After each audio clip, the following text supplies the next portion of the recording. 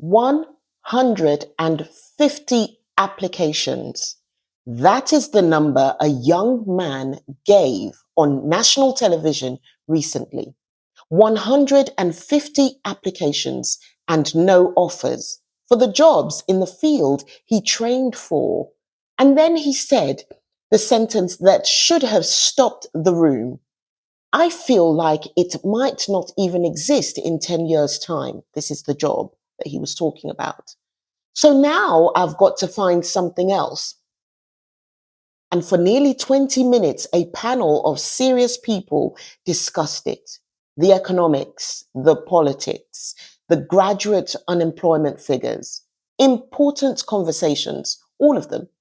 But nobody asked the question underneath it.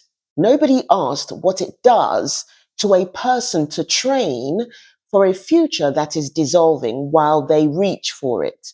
Nobody asked who you become when the work that was supposed to form you disappears before it can.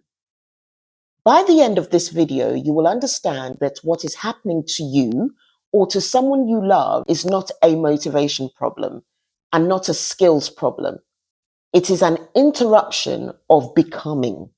And once you can name it that way, you stop reading a structural failure as a personal verdict. That single shift changes every decision you make next. My name is Hannah Ola. I work at the intersection of identity, life transitions, and becoming. And this is the first episode of a series asking the one question the entire AI debate keeps avoiding. Here is what happens when nobody names it. The person inside it names it themselves, and they name it wrong. 150 applications and no offers becomes something is wrong with me. A shrinking field becomes I chose badly. A structural interruption becomes a private shame. They stop telling people they are looking. They dodge the question at family gatherings. They watch friends in untouched fields pull ahead and do the maths in the dark. And some of them quietly resize their entire future to fit a verdict that was never true. That is the cost, not the economics, not the misreading. So let us read it correctly. To understand what is actually being lost, you have to understand what work actually does. We talk about work as income. It is. We talk about work as status. It is that too.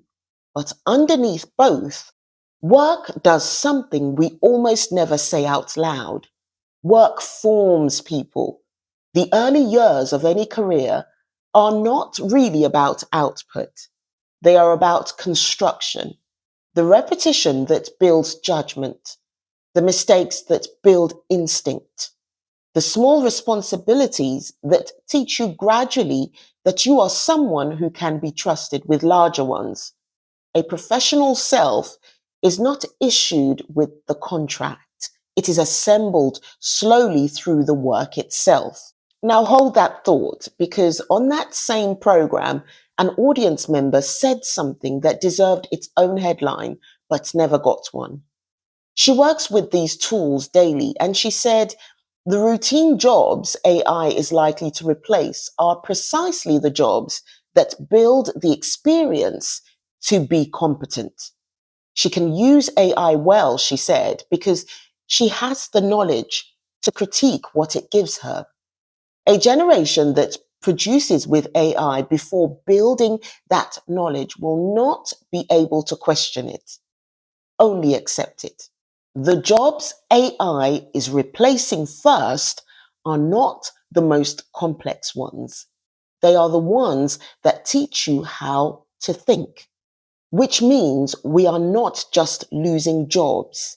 We are losing the formation process, the pipeline that turns a graduate into a professional, a beginner into someone with judgment, a person into who they were going to become. And almost nobody in the entire debate is talking about that. Let me name what this actually feels like, because the debate has numbers and the people inside it have feelings nobody has dignified. If you are trying to enter, it feels like shame with no wrongdoing attached. You did everything in the order you were told: the course, the grades, the debt, and the door you were promised moved while you were walking toward it. It feels like dreading the kindest question in the world: so, what are you doing now? Asked by people who love you at gatherings you have started avoiding. It feels like an envy you hate yourself for, watching friends in untouched fields simply begin their lives, not because you begrudge them anything, because their path stayed where it was promised to be. And if you are mid career, it is a different weather. It feels like watching tasks you spent a decade mastering become a button. It feels like a quiet question arriving in meetings, one you would never say out loud: what am I for now? It feels like being told to be excited about tools that are dismantling the version of you that took 20 years to build. If any of that's landed, hear this clearly. None of those feelings is evidence of failure.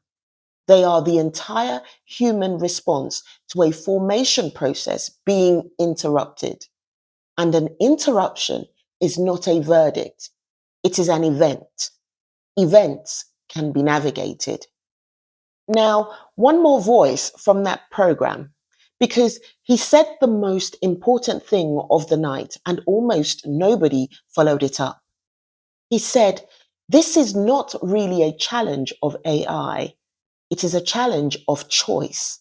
The choice organizations are making right now between two completely different uses of the same technology: cutting costs by asking people to leave, or raising the intelligence of the whole organization by equipping the people inside it."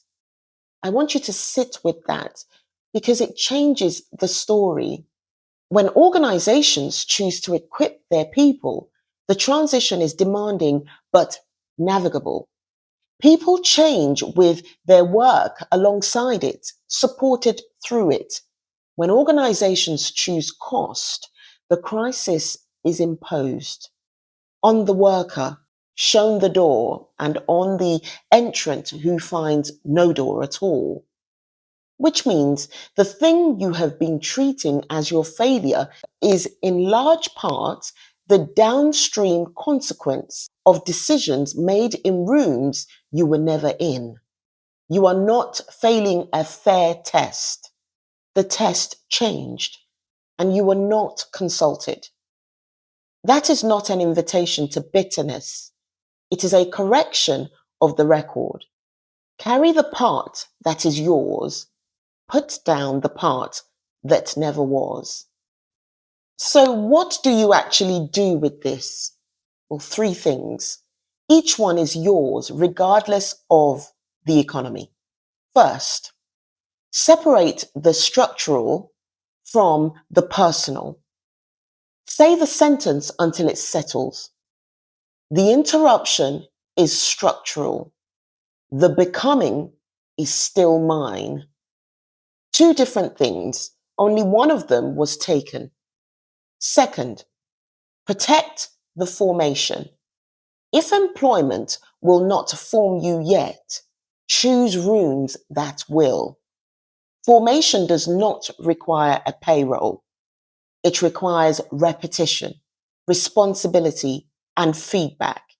And those exist in projects, in communities, in craft, in service, in anything you can take real ownership of. The judgment you build there is portable. It walks into whatever door eventually opens. Third, refuse to resize. The interruption will offer you daily a smaller version of your future. More realistic, it will say, more sensible, Do not sign it. Adjust the route as many times as the terrain demands. Never adjust the size of the person making the journey. If this video has named something you have been carrying without words, I want to tell you where it sits on a map. I have spent years building a framework for the experience of being in transition. I call it the becoming map. 3 stages: a before self, a liminal space, the in between, and an emerging self. And here is the honest truth about what we have discussed tonight.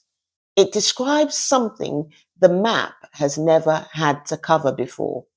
An in between, arriving before the before is finished. A corridor before any room. No previous generation has needed a framework for that because no previous generation faced it. So I am building it in public starting now. There is a free guide linked below to help you find where you are on the map. And subscribe, because this video is the first in a monthly series called Who Are You Becoming? One question. The whole economy is avoiding it. We are not. Drop a comment and tell me where this found you. Trying to enter mid-career and watching the work change, or loving someone who is living it?